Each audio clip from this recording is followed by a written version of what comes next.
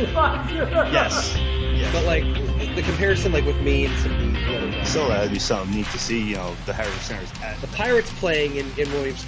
All right, welcome to another episode of the Non-Horror Sports Podcast, episode 28, the home of sports talk for everyone. I'm David. I'm Jason. Welcome aboard. So it's that time of year where somebody gets so frustrated that they say, I'm never going to do this again. Well, sure enough, here we are once again, the start of fantasy football. Myself and millions of people say that.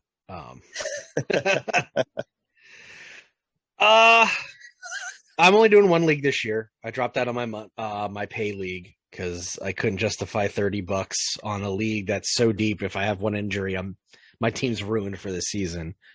I just have my quote unquote office league, and I use the quotes because I'm working from home. There is no office. Well, you having a what? Is that a league by yourself? A yes. league of your... It's the league of my own. No. Me, myself, and Irene. So I had the 7th draft pick in the 10-person draft, which I'm always 5, 6, or 7. I've never drafted first, and I've never drafted 10th. I've always been right in the middle, which isn't a terrible place to draft from. I ended up with a B+ draft grade per Yahoo. Probably my biggest gets were Alvin Kamara and Travis Kelce. Good guys to have on my team. Kamara's a really great running back, and Travis Kelce's probably the elite tight end at the moment. So I ended up with Matt Stafford for like the 13th team ever. I have Stafford. Now, this is the first time I've had him in this league, but I have had him at least once in every league I've played in. At least once and multiple times in one league. He's not a bad quarterback. I think he was in a bad system with the Lions, so we'll see how he does in LA for the Rams with actually good wide receivers and a good offensive line. But overall, I was more annoyed with the people drafting around me, and like there was a super early quarterback run in like the 4th round. So by the time I picked a quarterback in the 8th round, Matt Stafford was the best option. Well, you're destined to have him, I guess. I come in with, I always have a game plan. I draft running backs as soon as I can. This year I didn't do that right off the bat because I did get Travis Kelce, but if I can have the best tight end in the league, why would I not take him? But yeah, I'm not terribly upset with my league or with my team. I got some really interesting late round picks that, bearing if they're healthy and if their quarterbacks are decent, might get me some points. But we'll see. I mean, the first game's not until next week, and I'm going to be on my way to the beach, so I wouldn't get to watch the first week of games. Oh, gotta love it. I'm projected to finish 3rd, so we'll see what happens. I'm always in the mix. Oh, that's funny. I hate fantasy football. I'm never doing it again. Yeah, I'm in 2 leagues. No, I said I'm not doing the 1 league again.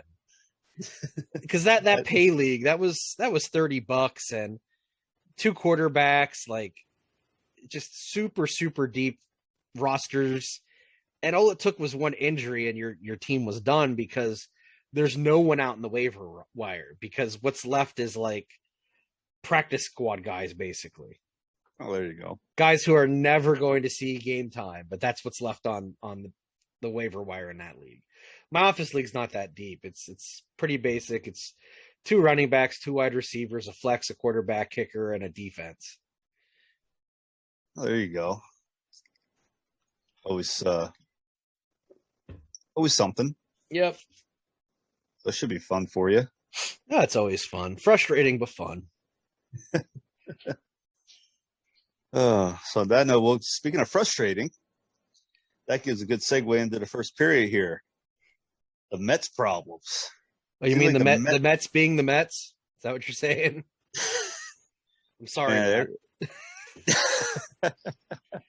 Yeah, right now the Mets are having some interesting interesting things going on.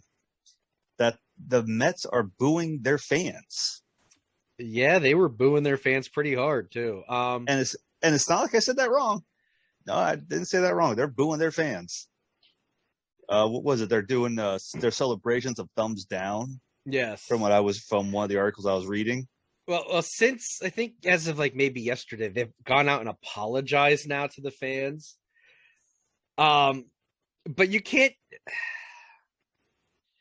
One, fans are gonna boo. They buy a ticket, they support the team, and they're gonna voice when they're frustrated. That's what. Look at Philly. That's what very diehard sports fans, especially on the East Coast where we live, that's what they do. And you either can handle it or you can't handle it. I was saying in the Baseball Together admin chat, I was saying to them that there are players in sports who in their no draft, like, you know, there's teams that you choose you don't want to get traded to, right? Your no trade clause teams. Yeah. A lot of players don't want to come to the East Coast. They don't want to come to New York. They don't want to come to Philly. They don't want to go to Boston. Why? Because the fans are very passionate and very knowledgeable, but they're also very vocal. Yes. Yeah, when the players actually started booing the fans, that I can only imagine how that started with, like, all of a sudden, you know, just turn around, just start doing, just thumbs down towards the fans, and but then, like you said, to apologize, then damage is done. Exactly. That damage is done. So I just don't get it.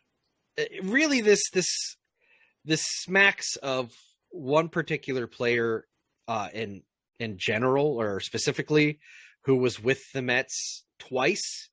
And typically when we talk about this player with the Mets, it's because he has his own day in baseball, where I think until 2039, he's going to still get paid by the Mets every year, even though he hasn't played since like 2001. We're talking about Bobby Bonilla. So Bobby Bonilla's first time around with the Mets, he was a New York kid. That was his team. He signed a $29 million contract for 5 years. And him and the fans did not get along.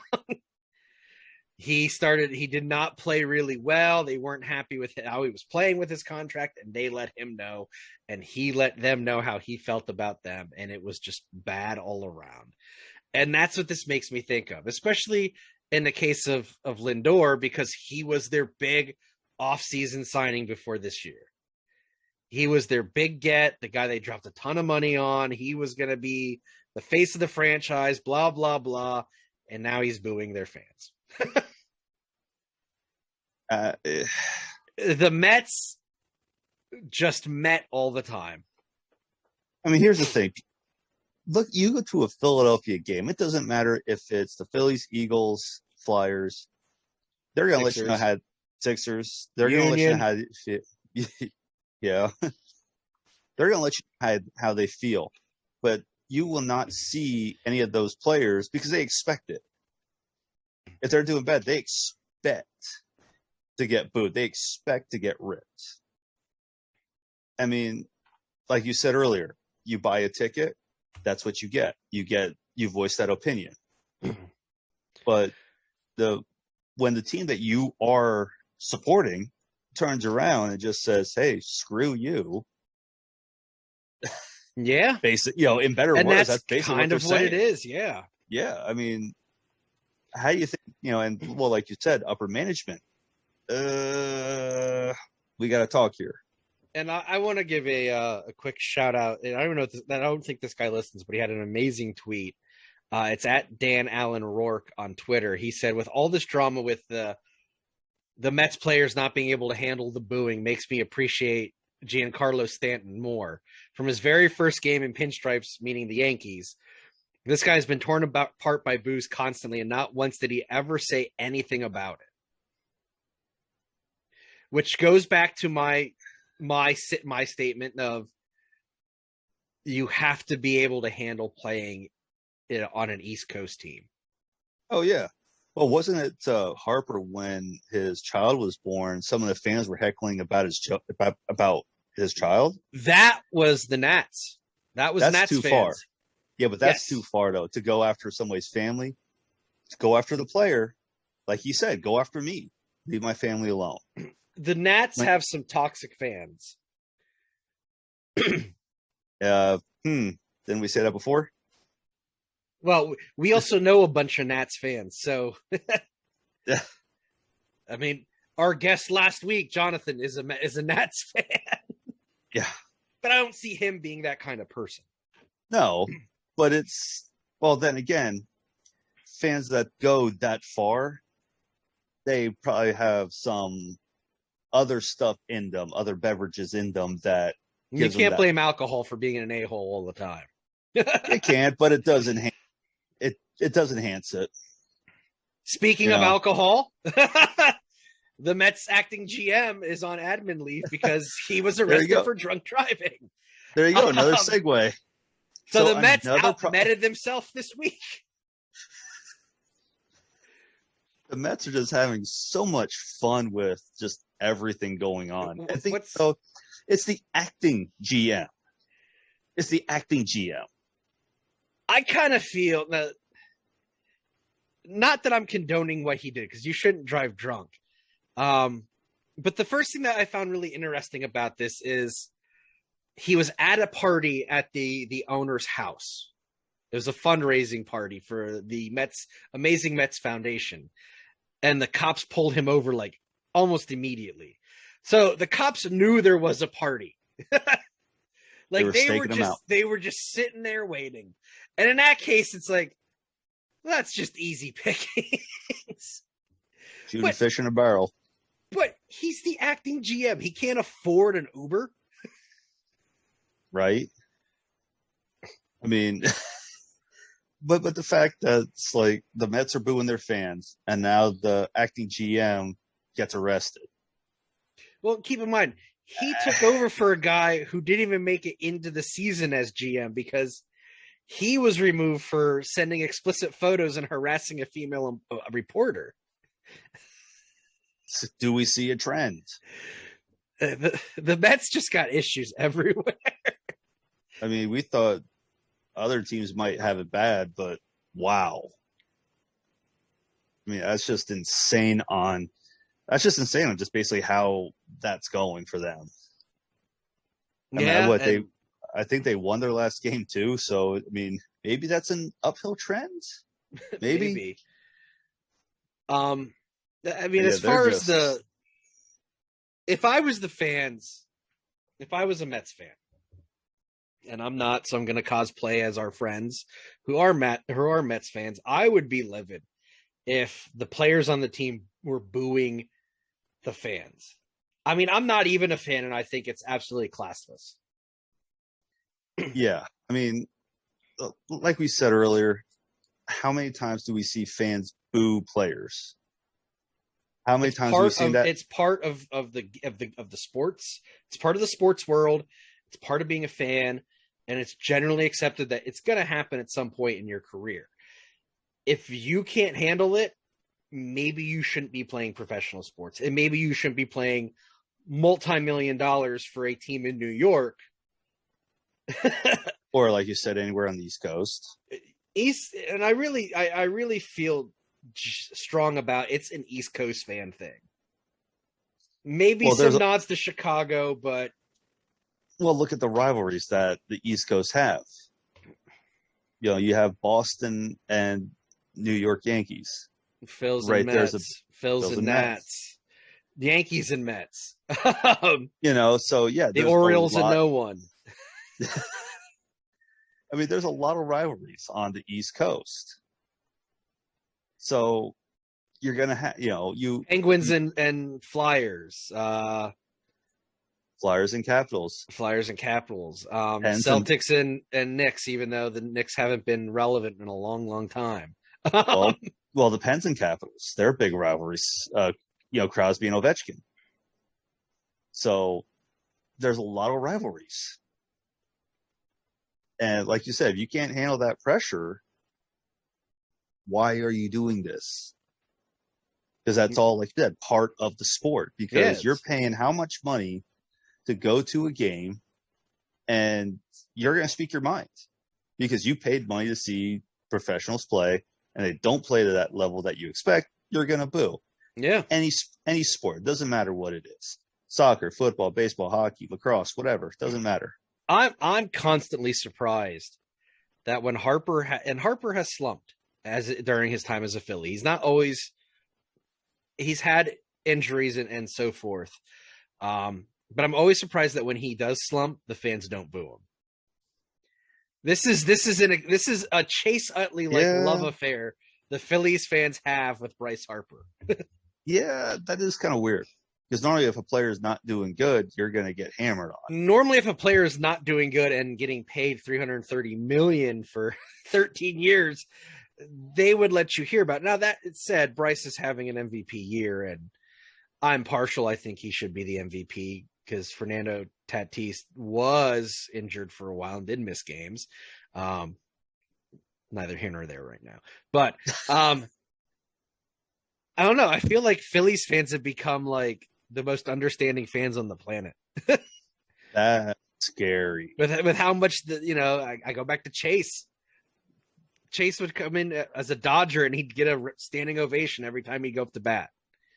Well, the thing is, though, here's the thing with Philly fans. Now, this goes with any one of the sports in Philadelphia. You bust your butt. You play the game hard. You go balls to the walls. They're going to love you. Well, that's why BD Nick Foles is going to always be a folk hero in Philly. He won the Super Bowl for them. Exactly. So you go balls to the walls for a team. You play hard. You leave everything out in the field. That's what Philadelphia loves. And when you don't do that, well, you're going to hear it. And I think that's why even when Bryce has had some slumps, they don't boo him because he's always hustling. He's always trying to improve. And that's what that team's. Even when that team has played horrible, and tonight they just freaking lost to the Marlins and ended a 6-game win streak. Always freaking loses the Marlins. Yeah. Don't know why. But you have got a guy like McCutchen, he's 2 years younger than me. He's 34 or 35, so he's 2 or 1 year younger than me. He's still hustling, even though his knees are shot. He can't run like he used to. He's still out there hustling. Bryce has that big money contract. Most guys with a big money contract don't hustle anymore. He's still hustling. JT's still hustling. They got guys on that team who are still playing their hearts out every day, win or lose. And that's what you got to do. I think that's what you got to do for an East Coast team in general, not just Philly, but New York, Austin, Pittsburgh, so on.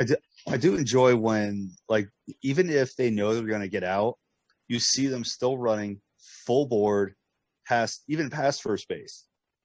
Like, you know they're running full board as hard as they could, despite it. Normally they, let's say it's an infield play, they're going to get out, but they're still racing to beat out the play. And I think that's another issue. That's what they look for. Fans were having an issue with is it just looked like that team was giving up. And when it looks like your team's giving up, you're gonna boo them. Yeah, that's just common. It doesn't matter what sport, what team. That's a common thing. And that doesn't mean that the fans are giving up on them. It's the fans saying, "Look, we expect more of you. We're gonna boo you until you pick it up." I mean, yeah, I don't know. It's just crazy on how that is. I mean, you would think the Mets would have better, a better perspective on things, especially when it comes to that. Especially when it comes to that fan base. You would think, but I don't know. I'm not a Mets fan. I just feel like the Mets fans were disrespected by specifically Lindor, because he was the big money guy. Well, don't you know the big money guys, like you just said, once they get that big contract, they kind of slump, or they get injured and they're out for the rest of their career. That's just how it is. So, that note, that'd be the end of the first period. Right back after a short break.